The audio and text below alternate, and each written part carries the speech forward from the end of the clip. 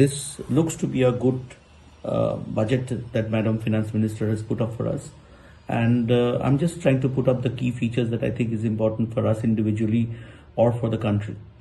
So number one point is there has been allocation towards agriculture. So agriculture should benefit, and the focus of the government will still remain with agriculture. The second is digitalization. There's a lot of focus on digitalization. So that is the way forward, and I think we should continue to put our mind and money on digitalization. The third important point is infrastructure. So there's a lot of allocation into infrastructures, and almost 3.33% of GDP is allocated towards infrastructure. And some of the key features I can mention here, one is that a lot of money has been put for railways. There's a lot of money which has been put for developing network between various industries and ports and stations and airports. There has been fresh allocation for new airports and helipads, which is almost to the number of 50. And there's been a proposed loan that is given to state government, which is interest-free for the next 50 years, so that they can also develop and push the infrastructure. So directly it will help the country's economy, and indirectly it should be able to generate some employment for the people of the country. The third most important thing that I think is happening is that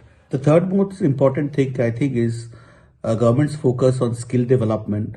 So there will be a lot of institutions that will be opened, which will make young people more skillful. So that's also an important facet that government is looking into. And the last point is divided into two parts. One part being that in terms of taxation, the other part being in terms of some limits raised on personal finance. So for senior citizens, the limit for senior citizen savings scheme had been enhanced from 15 lakhs to 30 lakhs. It's a long-term demand, and I think that has been met.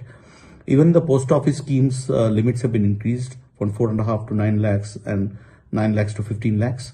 And for women, there has been a fixed deposit that has been initiated, which is for 2 years for 2 lakhs for 7.5% interest. On the taxation bit, for the new regime, the tax slab has been enhanced from 5 lakh to 7 lakh. So there will be no tax till 7 lakhs. And even for old regime, there has been some adjustment in terms of limit set. So people will have more money in their hands, and they can use it for their own consumption, and that will also benefit the economy as a whole. So overall, it's a balanced budget. Only thing that should be kept in mind, that the fiscal prudence must be kept in mind, and we should make sure that the finance minister maintains that fiscal prudence, and there is no overshooting of that target of 5 and odd percentage. So overall, it's a good budget.